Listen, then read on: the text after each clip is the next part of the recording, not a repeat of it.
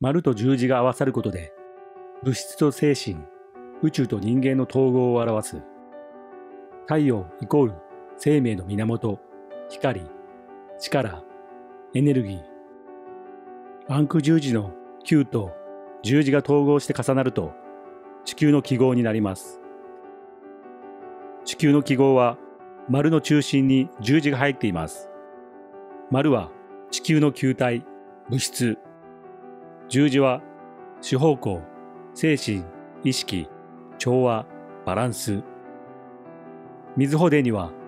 イザナギイコールゲブの火の横線と、イザナミイコールヌとの水の縦線が統合して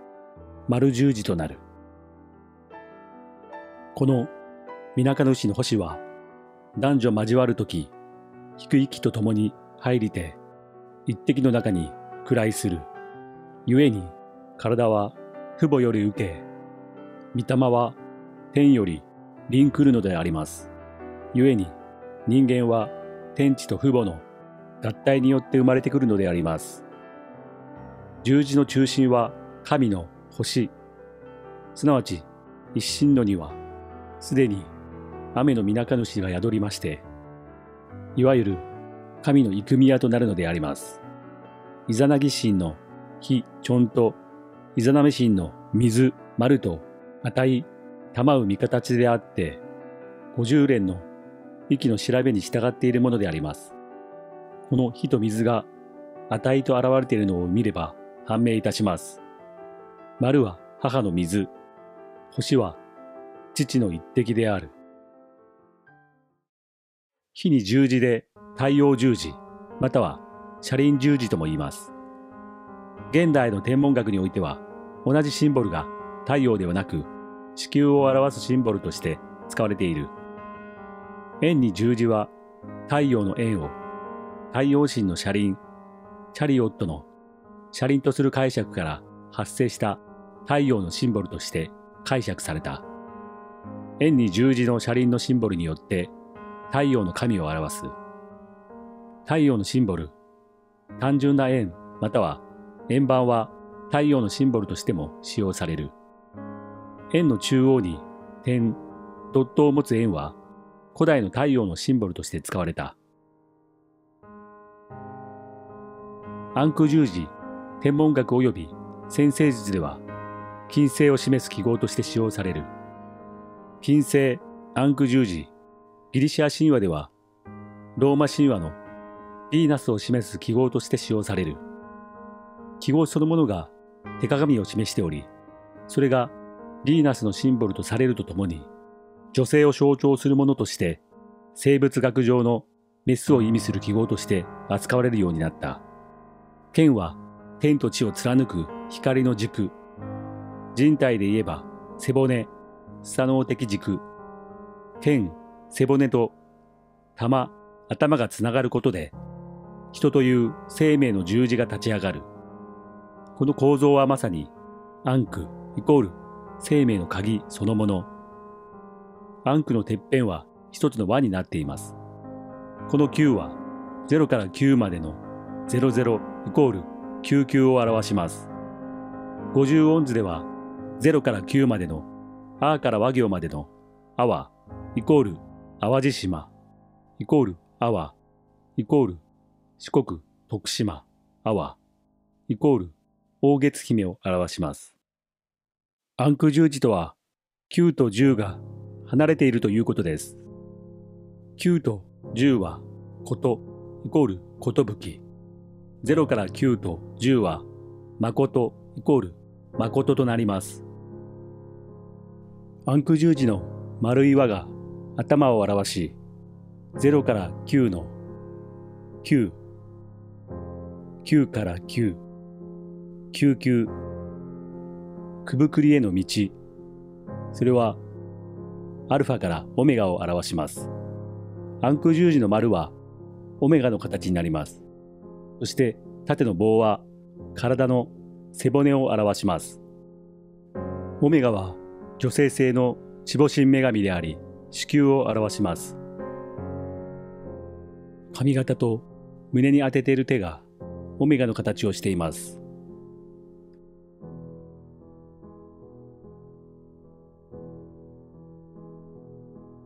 背骨は男性性の剣を表します。その統合が丸十字の子宮の記号であり、そこから火の太陽が生まれるのです。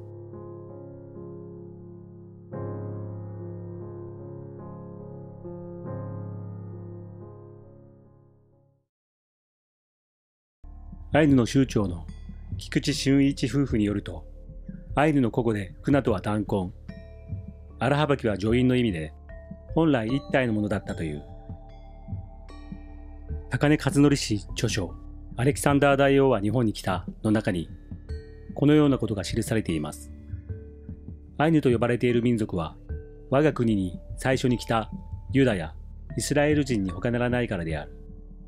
東北地方にヘブライ語とかイスラエル語とかの言葉が存在するのはそのためである。アイヌ民族は、出陣天皇よりさらに500年前頃日本に移住してきている。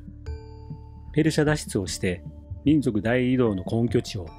シャム、大国に設定、先遣隊として日本列島で活動を続けている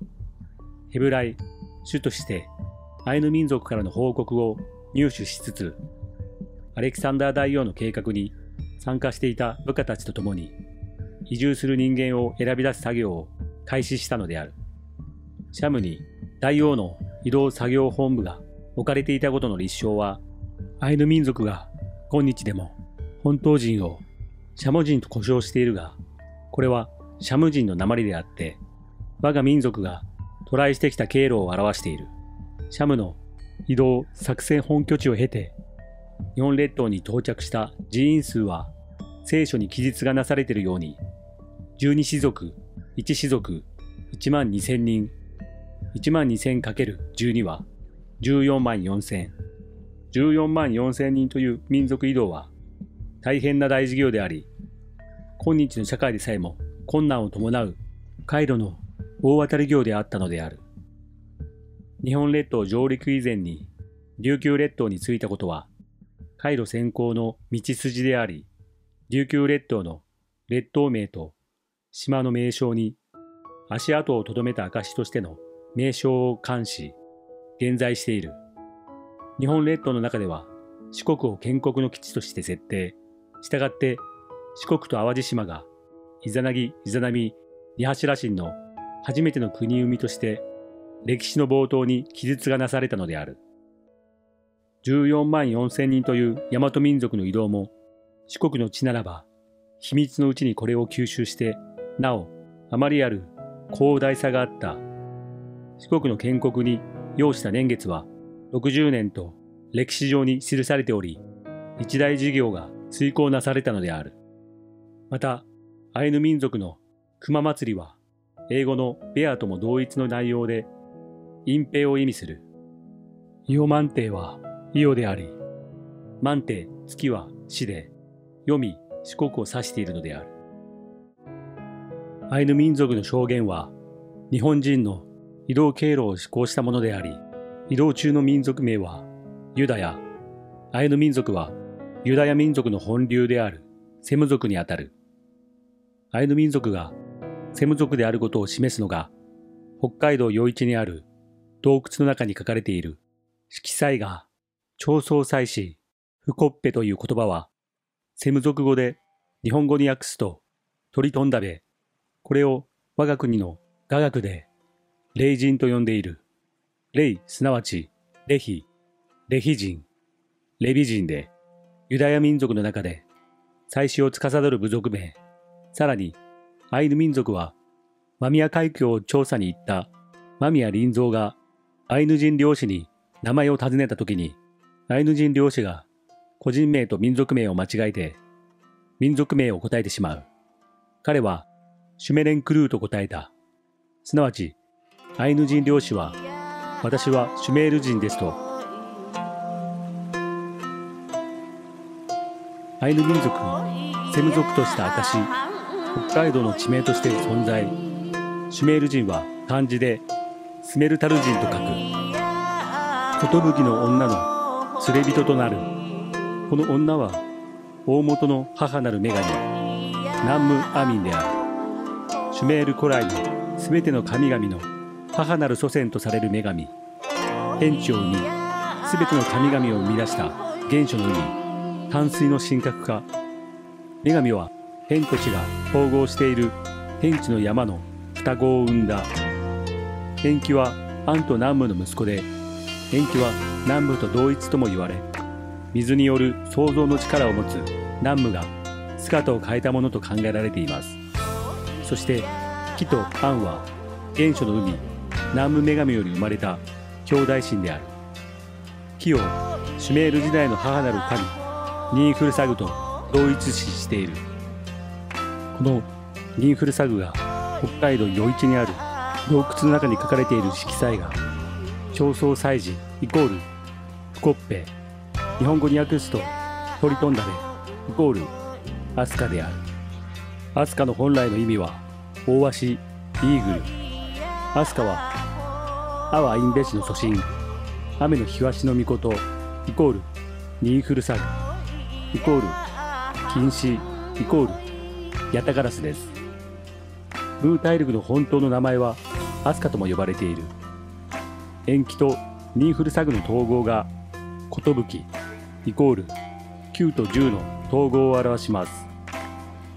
それが大宇宙全体の大神の名をナムアミン。ナは汝、ンは生む、ウはゼロで、アは我、イは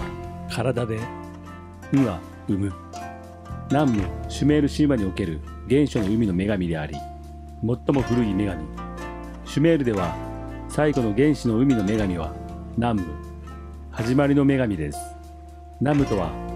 竹内文献の天神一代の神、すなわち元を極まり尽くすことができないほどの元の元の大神のことで、元踏み位主の大神、別名南も、梅シア、カンナガラ、ノンノ、メシア、アミンなどと同じです。絶対的で偉大な神であり、それゆえ名前がない南無の神なのです。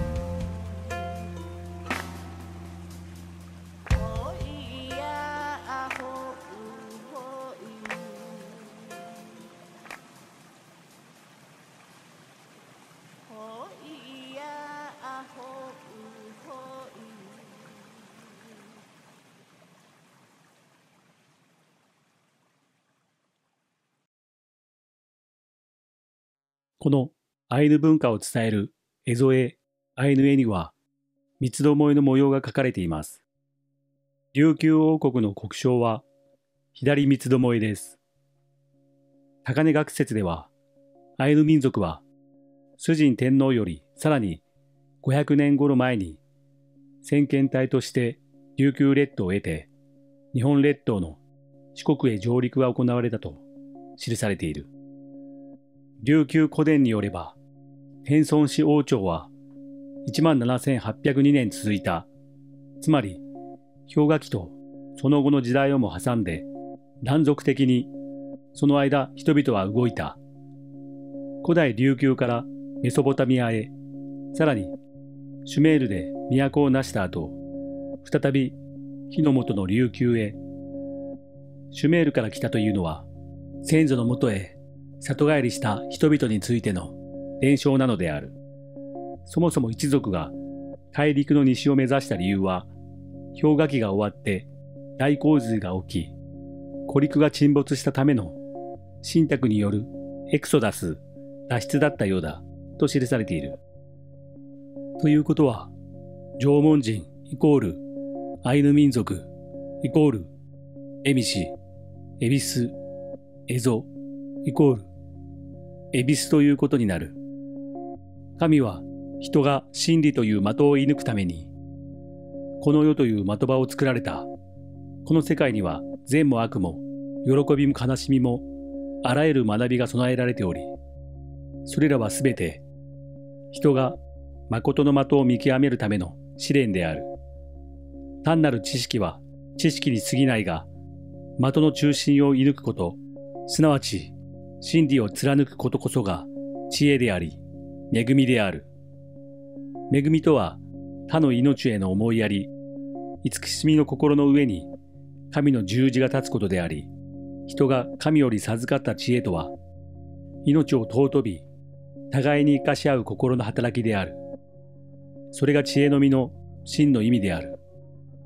丸十字は天と地、霊と肉、人と神を結ぶ印であり、それを漢字にしたのが他である。他は十字の交わりの中に心を宿す形であり、キリストが十字架にかかり、その血が地に流れたとき、十字は地の上に立つ陰から地球という円の内に宿る印となった。すなわち丸十字は神が外にあるのではなく、人の内にあるという象徴である。宇宙には三つの視点、父、子、精霊があり、その中心に人の心が置かれている。人はその真ん中に立ち、三位一体の神と新たに結ばれることで、新人合一に至り、神の知恵と人の思いやりが交わるとき、恵みという字が生まれる。それはすなわち、神と人が共に生きる光の知恵である。火という字は、姫、女性性、需要、生命を育む原理。彦、男性心、創造、行動の原理。二人が並び立つ形を表しています。本来の意味は、並ぶ、比べる、共にする。つまり、二つのものの間に生まれる調和が火です。恵比寿、絵と火が結ばれた恵みをもたらす媒介心。火は陰陽の結び目を示す神明構造なのです。巣は火の9と10を結ぶと寿となる。恵み天、火人、寿、結び生命。したがって恵比寿は天と恵みを人の間に通わせ、命をつなぐ神とも読めます。聖書には次のような言葉があります。律法はモーセによって与えられたが、恵みと真理はイエス・キリストによって来た。ヨハネ福音書1章17節。つまりイエスは神の恵みを人間社会に権限させた存在。この意味で恵みとイエスは霊的構造として一致します。恵比寿、サルタヒコオオカミ、イエス・キリストとなる。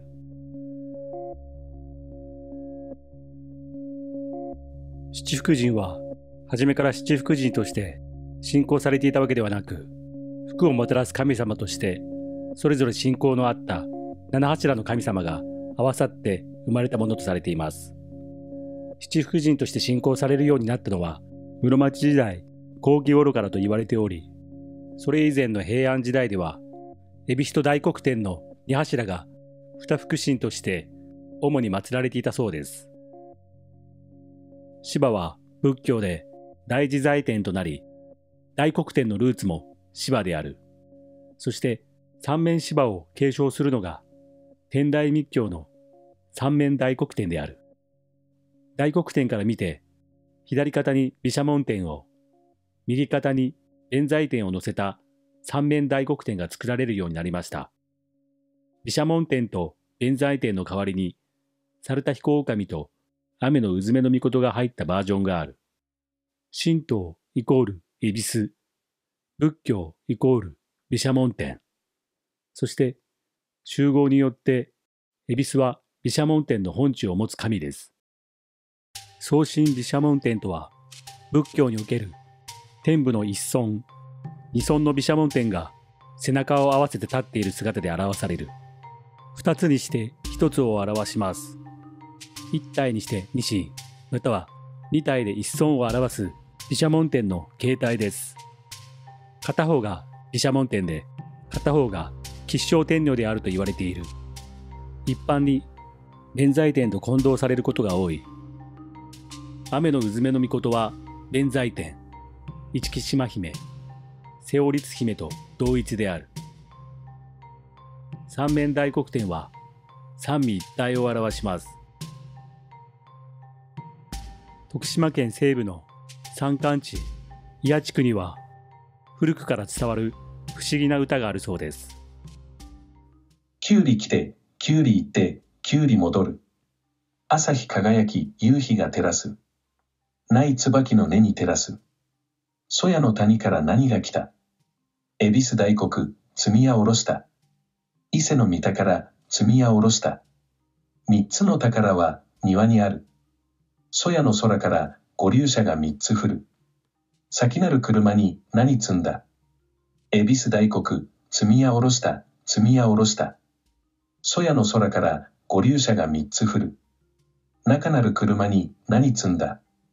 伊勢の宝も積みやおろした、積みやおろした。そやの空から五竜車が三つ降る。後なる車に何積んだ。諸国の宝を積みやおろした、積みやおろした。三つの宝を押し合わせ。こなたの庭へ積みやおろした、積みやおろした。この歌は何を意味しているのだろうか。北海道余市町には、恵比寿岩、大黒岩と呼ばれる奇岩、七福神の恵比寿様と大黒様に形が似ていることから名付けられている。この恵比寿岩、大黒岩の近くには金吾龍神社があります。ここの主催神は大元祖神、国床立ちの命、大山積の神、和田積の神の三神を配神に荒幅き狼をお組跡する。大元祖神は大元という名のもと、万神より最初にいる神の初めの神であり、宇宙、自然、摂理、天地万物を創造し育んでいる根源神とされている。荒幅き狼は太古から信仰された謎の多い神として、太陽、月、大地、生命力を司る龍神と言われている。伊勢神道では、雨の水主の神、豊受狼と共に根源神とし、その影響を受けている吉田神道では、国の床立ち神を雨の水主の神と同一神とし、大元祖神、宇宙の根源の神に位置づけた。当初は、最古の龍神が鎮座する不ごっぺを神体山とし、天地万物の大元となる根源神をお祭りしておりますと記されている。不ごっぺという言葉は、セム族語で日本語に訳すと、鳥飛んだべ、アスカ、雨の日わしの命、フラワシとなる。金吾龍神社の紋章は、琉球王家紋章と同じ左三つどもえとなっている。境内社荒幅き神社は、荒幅き狼のご神体が現在する日本唯一の神社です。荒幅き狼は、古代の龍神の元祖とされる神様です。ご神宝の御朱印帳、七色に輝く虹色の御朱印帳、天界より七色の龍が集まって一つになり、世界を平和に導くとされる伝説の龍神です。虹色の龍は様々な恩恵をもたらす幸運の守護神です。金龍は龍の祖で、あらゆる生命の祖とも伝われる大元の神と伝われています。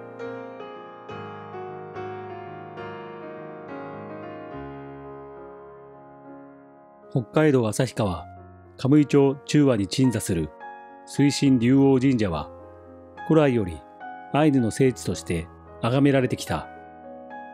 この地には高さ8メートルに及ぶ立岩という2つの巨石が立ち、奥にはかつて底なし沼と呼ばれた聖なる水域が広がっていた。そこには妖刀伝説が伝わり、アイヌの村長が人食い刀を沼へ投げ入れたとされ、その刀こそが後に水神龍王神社のご神体として祀られている。この地には立岩、四国88カ所霊場と刻まれた石碑が立ち、斜面一面に古地蔵が並ぶ。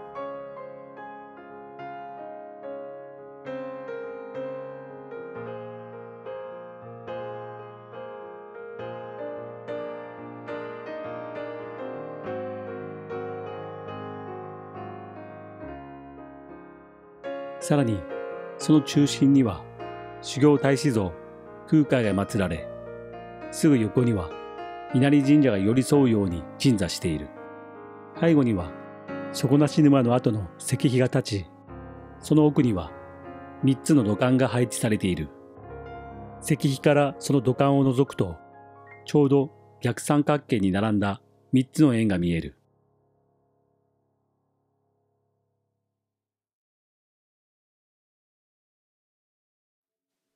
それはまるで三つどもえの三位一体を象徴する神物のようである。なぜここ北海道カムイの地に四国88カ所と空海の姿が祀られているのか。シュメールから帰ってきたアイヌ民族が南方の琉球を経て日本列島を北上、四国で空海弘法大師の密教と出会い、北海道で龍神信仰として昇華した。その道筋の痕跡が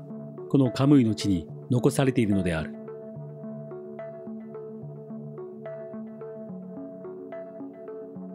北海道旭川市北門町にある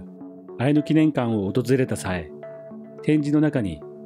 丸十字模様のお椀が飾られているのを見つけた。受付の女性に尋ねたところ、これは熊の皮と交換したものとの説明を受けた。しかし、その交換相手についてはわからないとのことであった。さらに、館内を見て回ると、そこには徳川家の家紋として知られる葵の紋や戸部家に伝わる丸に三柏の家紋が展示されていた。この三柏は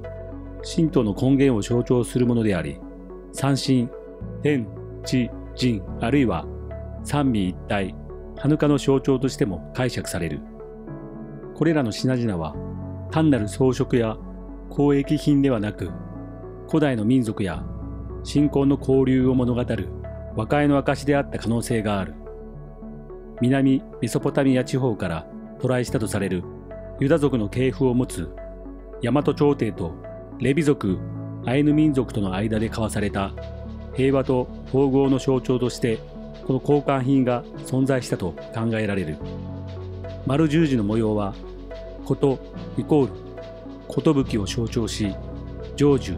調和、永遠の繁栄を願う祈りが込められている。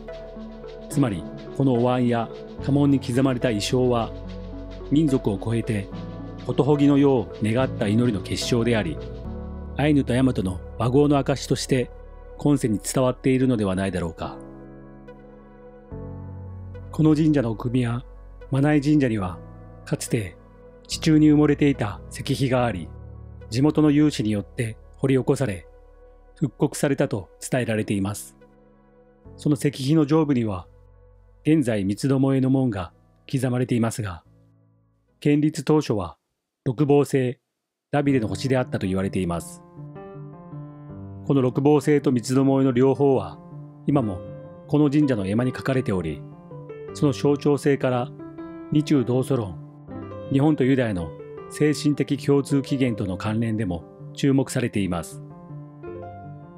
この神社は古くから元伊勢、元出雲と呼ばれていました。社関係者によると、六芒星から三つどもえの変更は2013年前後に行われたといいます。これはマヤ文明の長期歴が示す第5周期およそ5125年が2012年12月21日に終わり、新たな時代が始まるという宇宙的転換期と時期は同じくしています。マヤの予言に曰く、神が降り立ち、新たな周期が始まる。古い世界は死に絶え、新たな世界が始まると。この神社の絵馬に書かれる六芒星の中心には、太陽と三日月が交わるかごめ日月門があります。かごめとは、かごの目の意であり、閉ざされた空間や結界を象徴します。そこに書かれた太陽と月の結合は、陰と陽、男と女、天と地の統合を示すものであり、その交わりから新たな太陽、新たな生命の誕生が生まれるとされます。この火付きの結婚によって現れる新たな太陽は、すなわち再生と統合の象徴であり、それが三位一体を示す三つどもえの形に昇華されました。六芒星、天と地の融合から三つどもえ、三位一体の循環への変化は、人類意識の次なる段階、分離から統合、外なる神から内なる神への目覚めを象徴するものなのです。3という数は太陽の意を宿し、宇宙の根源を示す聖なる数である。その起源には太陽、月、地球という三つ星があり、これこそが宇宙の法則と生命の原点である。十五夜の満月にうさぎが描かれるのは、この宇宙の三義、太陽、月、地球を象徴するためであり、3、5、7の和である15は天地調和の数とされる。しめ縄はこの宇宙の理を表す象徴であり、火と月、天と地、男と女という二元が DNA の螺旋のように結ばれ、統合へと向かう姿を示している。